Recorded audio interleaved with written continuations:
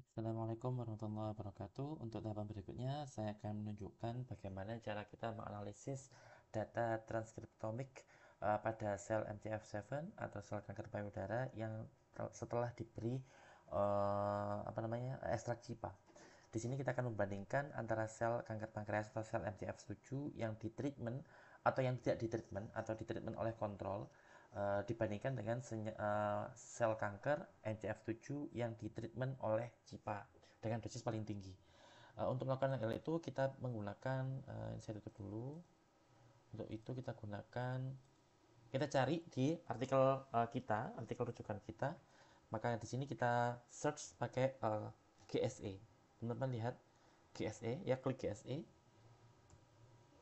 Ya, sampai teman-teman menemukan GSE 156445. Jadi GSE 156445 ini merupakan kode untuk data transkriptomik yang dibuat oleh Madiha Haider dan kawan-kawan untuk kemudian diunggah di sebuah database yang namanya adalah GEO database. Teman-teman tinggal aja mempaste GSE yang barusan teman-teman copy, kemudian nanti otomatis dia akan mengarahkan kita kepada lokasi di mana Madiha Haider itu menyimpan data transkriptomiknya. Kemudian teman-teman klik di sini, ya.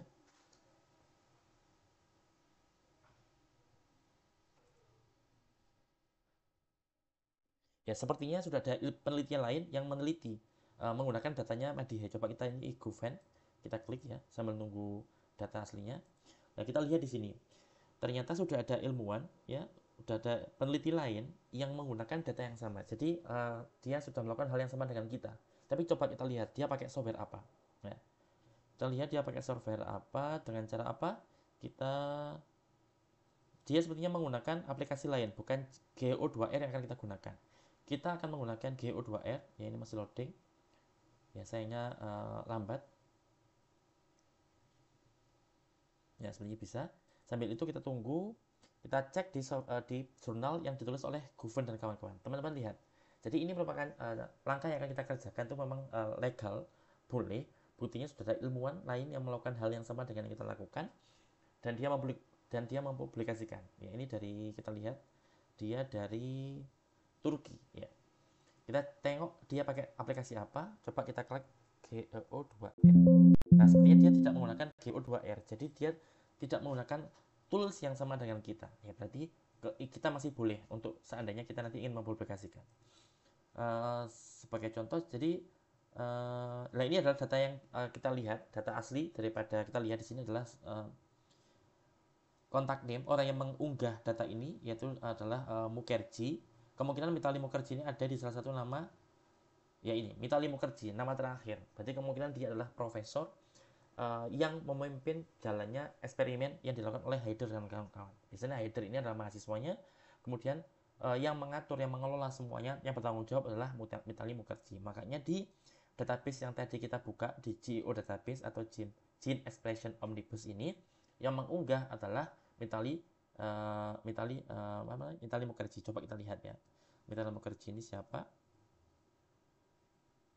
Ya, kemungkinan dia adalah profesor ya, profesor di bidang bioscience dan bioteknologi di Jodhpur, India. Ya. Beliau termasuk orang yang luar biasa karena sejauh ini sudah ada 5.251 citasi, berarti sudah karyanya sudah banyak diikuti orang. Maka kembali ke sini, teman-teman bisa lihat di sini ini adalah data mentah yang kita maksud tadi. Di sini kurang lebih ada 18 data mentah. Coba kita hitung. 1, 2, 3, 4, 5, 6, 7, 8, 9, 10, 11, 12, 13, 14, 15, 16, 17, 18. 18 data mentah. Teman-teman lihat di sini 18 data mentah total, tapi setiap 3 datanya itu adalah sama. Hanya saja pengulangan saja. Contoh yang ke-1 yang saya blok ini adalah 3 data perulangan. Perulangan apa? Yaitu perulangan sel MCF7. Buktinya apa ini? Sel MCF yang ditreatment oleh vehicle. Vehicle itu adalah pelarutnya saja. Coba kita lihat pelarutnya apa.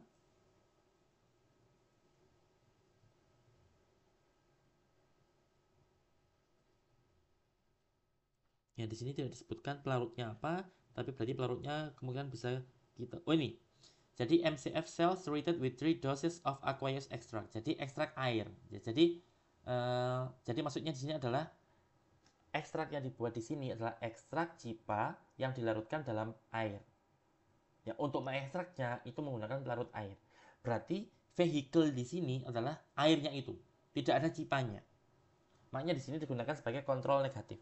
Jadi sel MCF7 di treatment menggunakan cipa. Menggunakan pelarutnya saja.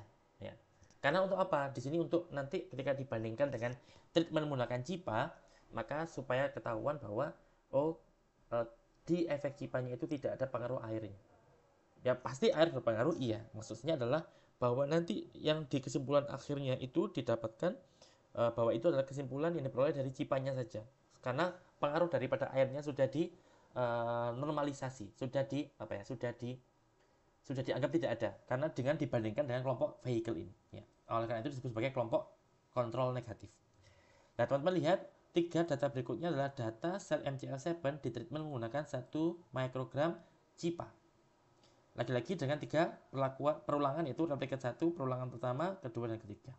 Kemudian data ke-7, 8, ke-9 merupakan sel MCF7 yang ditreatment menggunakan 10 mikrogram cipa. Ya, lagi-lagi tentunya dilarutkan dalam air. Kemudian kelompok data yang ke-10, 11, 12 itu ditreatment menggunakan 100 mikrogram cipa. Data ke-13, 14, 15 itu sel MCF7 ditreatment dengan 500 mikrogram cipa. Dan yang terakhir adalah MCF7 ditreatment menggunakan 1000 mikrogram cipa. Nah, teman-teman coba kita lihat sekarang 1, 2, 3, 4, 5. Ya. Coba sekarang teman-teman kita teman-teman nanti bagaimana? Ini kan teman-teman ada 6 kelompok ya. Ada yang 6 kelompok, maksimal 6 kelompok. Tadi saya kepikiran bagaimana kalau seandainya kelompok 1 itu adalah ini vehicle dibandingkan dengan 1 mikrogram. Ya. Kemudian vehicle dibandingkan dengan gitu aja. Ya, jadi sekarang saya bagi tugas. Kelompok 1 adalah perlakuan vehicle dibagi atau dibandingkan dengan perlakuan 1 mikrogram cipa. Kelompok 2 adalah vehicle dibandingkan dengan 10 mikrogram cipa. Kemudian kelompok 3 adalah vehicle dibandingkan MCF7 yang treatment dengan 100 mikrogram cipa. Kemudian kelompok 4 adalah vehicle dibandingkan dengan 500 mikrogram cipa. Kemudian kelompok 5 adalah vehicle dibandingkan dengan 1000 mikrogram cipa. Jadi tolong diingat-ingat itu pembagian tugas untuk kelompok 1, 2, 3, 4, 5. Kelompok 6 adalah saya minta untuk teman-teman membandingkan antara 500 yaitu MCF7 yang treatment dengan 500 mikrogram cipa dengan MCF7 yang treatment dengan 1000 mikrogram cipa. Jadi 500 banding 1000. Jadi itu untuk kelompok 6 ya. Jadi itu pembagian kelompoknya. Sekarang akan saya tunjukkan bagaimana kalau kita ingin membandingkan antara, saya bandingkan sebagai contoh adalah 1 mikrogram cipa dibandingkan dengan 10 mikrogram cipa. Jadi teman-teman ingat tujuan dari riset kita kali ini adalah untuk membandingkan bagaimana ekspresi gen kita ya, ekspresi gen pada sel MCF7 pasca sel yang bersangkutan ditreatment menggunakan cipa. Ya. Kali ini saya akan menggunakan perbandingan sebagai contoh saja dengan membandingkan antara sel MCF7 yang ditreatment dengan 1 mikrogram cipa dibandingkan dengan sel MCF7 yang ditreatment menggunakan 10 mikrogram cipa. Karena 1 banding 10, maka yang akan saya analisis adalah dua kelompok ini, yaitu 6 data ini. Caranya bagaimana? Klik Analyze with GOR. Jadi ini adalah softwarenya, namanya GO2R. Kemudian tahapan pertama yang teman-teman lakukan adalah teman-teman harus mengelompokkan data yang mau dianalisis. Ya kayak misalkan tadi, kalau ingin membandingkan vehicle treated atau sel yang ditreatment menggunakan airnya saja, maka teman-teman harus mengelompokkan ini. Ya. Sekarang lagi-lagi untuk saya contoh adalah dengan membandingkan treatment 1 mikrogram cipa dibandingkan dengan 10 mikrogram cipa. Saya ingin mencari tahu gen-gen apa saja sih yang diekspresikan secara berbeda pasca treatment yang berbeda ini. Maka untuk itu saya bandingkan dengan ini dulu. Ya. Define groups, teman-teman klik. Misalkan saya mau micro simbol ya. Ya, ini cuma simbol aja. Yaitu 1 mikrogram cipa kita bandingkan. Oh, nggak bisa, nggak bisa. Jadi kalau nggak bisa berarti kita mikrogram CIPA dengan 10 mikrogram. Ya, maka kita punya dua kelompok sekarang, 1 mikrogram CIPA dengan 10 mikrogram CIPA. Bagi teman-teman kelompok 1 misalkan, maka tentunya kelompoknya tidak seperti ini, tapi teman-teman membandingkan antara kelompok vehicle kemudian dibandingkan dengan 1 mikrogram CIPA. Berarti misalkan seperti ini. Ya, vehicle. Ya, ini adalah kelompok 1. 1 vehicle dibandingkan 1 mikrogram. Kelompok 2 vehicle dibandingkan dengan 10. Seterusnya dan seterusnya. Nah, sekarang kita harus memasukkan data kita ke kelompoknya ini. Jadi kita tadi seperti seolah-olah membuat foldernya. Sekarang kita masukkan data yang mau kita analisis ke foldernya tadi yang sudah kita siapkan. Maka karena saya membandingkan antara 1 mikrogram dengan 10 mikrogram, maka kita klik yang satunya. 1, 2, 1, sambil menekan shift ya. 1, 2, 3. Maka akan ada 3 data, yang mana data ini merupakan data transkriptomik dari sel MCF7 yang diberi treatment menggunakan 1 mikrogram CIPA. Setelah kita blok semacam ini, ya, jadi supaya dapat ngeblok seperti ini, teman-teman harus menekan shift ya. Kemudian setelah itu lepaskan semuanya, angkat tangan kalian, kemudian arahkan mouse ke 1 mikrogram CIPA, karena ini kan data 1 mikrogram. Setelah mengarah ke folder 1 mikrogram CIPA, klik kanan. Ya. Maka teman-teman lihat di sini, sudah 3 data ini sudah masuk ke 1 mikrogram CIPA. Ya. Kemudian data yang kedua, karena kita sekarang ingin membandingkan dengan 10 mikrogram CIPA, yaitu sel MCF7 yang ditreatment menggunakan 10 mikrogram CIPA. Hal yang sama kita lakukan dengan mengklik sambil menekan shift ya. Setelah 3 terblok semacam ini, tinggal kita arahkan keyboard mouse kita ke arah 10 mikrogram CIPA. Maka dengan ini teman-teman kita sudah memposisikan atau sudah mengelompokkan ketiga data kita sesuai dengan folder yang dikehendaki. Semuanya sudah, maka teman-teman tinggal lanjut ke analyze. Kalau teman-teman sudah klik analyze, berarti teman-teman menganalisis data yang tadi kita sudah kelompokkan menggunakan menu default. Ya, defaultnya itu seperti ini. Ya. P-value-nya dihitung menggunakan Benjamini and Holberg false recovery rate. Kemudian log transformation-nya menggunakan auto detect. Kemudian menggunakan 5. Jadi ini adalah software-softwarenya, software-software yang akan kita gunakan untuk menganalisis. Kalau teman-teman sulit untuk memahami ini semuanya, kita klik saja menu default dengan klik analyze. Maka teman-teman akan otomatis akan langsung diproses menggunakan menu default. Ya. Tapi nanti kalau mau publikasi, teman-teman harus menulis apa saja pilihan yang tadi dipilih. Ya. Setelah kita pilih, setelah kita klik analyze, maka proses akan dihitung. Dan selanjutnya teman-teman akan mendapatkan data seperti yang sudah saya tunjukkan di kelas kemarin. Cara yang mudah lah. Kemudian tugasnya teman-teman nanti adalah silakan meng-save semua gambar yang ada di sini. Ya. Misalkan caranya dengan manual, tinggal di teman-teman klik, kemudian explore and download. Misalkan di download. Ya. Kalau teman-teman melihat, ya ini sekilas. Sekilas kita lihat di sini tidak ada tidak ada data yang signifikan. Buktinya tidak ada warna merah dan warna biru. Ya. Jadi memang antara 1 mikrogram dengan 10 mikrogram itu tidak ada mungkin tidak terlalu signifikan perbedaannya, sehingga sedikit ada gen yang muncul warna biru maupun merah. Ya. Yang merah warnanya berarti setelah ditreatment menggunakan CIPA, gen-gen yang berwarna merah itu merupakan gen-gen yang diekspresikan secara meningkat atau meningkat ekspresinya secara signifikan. Dan kalau warna berwarna biru itu tidak signifikan yang warna berwarna biru itu berarti setelah ditreatment dengan CIPA, ekspresi gen-gen itu cenderung menurun secara signifikan kalau biru ya. Tapi pada perbandingan 1 dengan 10 mikrogram itu tidak terlihat ada signifikan ya. Kita lihat di sini ya. Berbeda kalau insya Allah nanti berbeda kalau misalkan dengan teman-teman membandingkan antara 0 atau vehicle treated dengan 1000 mikrogram CIPA. Itu nanti insya Allah akan ada bedanya. Oleh karena itu, teman-teman download saja semuanya ya. Kemudian download full table ini ya, full table di download. Kemudian teman-teman juga misalkan bisa kalau ingin nanti kan tugasnya adalah teman-teman saya minta untuk mengidentifikasi, teman-teman cari 3 gen yang diekspresikan secara signifikan, meningkatnya signifikan 3 gen, kemudian 3 gen yang ekspresinya signifikan menurun. Berarti significantly upregulated atau secara signifikan diupregulasi atau secara signifikan ditingkatkan ekspresinya, atau sebaliknya 3 gen yang significantly downregulated, yaitu secara signifikan diturunkan ekspresinya. Contoh sekarang kita lihat ini ya.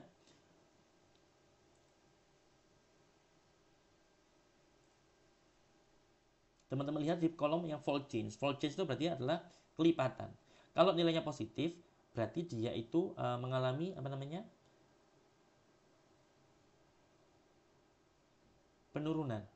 Ya, sebentar, ada yang agak. Kalau kita lihat teman-teman di sini ya, maka gen ini itu di 1 mikrogram CIPA itu tidak ekspresinya tinggi. Tapi setelah diberi treatment 10 CIPA, dia mengalami penurunan ekspresinya. Dan teman-teman harus ingat, ini adalah perbandingan antara 1 mikrogram dengan 10 mikrogram. Tapi kalau teman-teman itu nanti akan lebih mudah untuk mendapati kalau seandainya teman-teman itu membagi atau membandingkan dengan vehicle, kontrol negatif. Karena untuk mengambil kesimpulan itu lebih mudah. Tapi di sini teman-teman lihat bahwa tombol atau kolom fold change itu berarti kelipatan. Teman-teman lihat di sini. Kira-kira kelipatannya sampai 1 kali atau 2 kali? Ya. Kelipatan di kelompok sini itu sekitar 2 kali lebih. Ya, makanya fold change 1 kali itu berarti semacam fold change 2 kali lipat. Ya. Coba kita cari lain.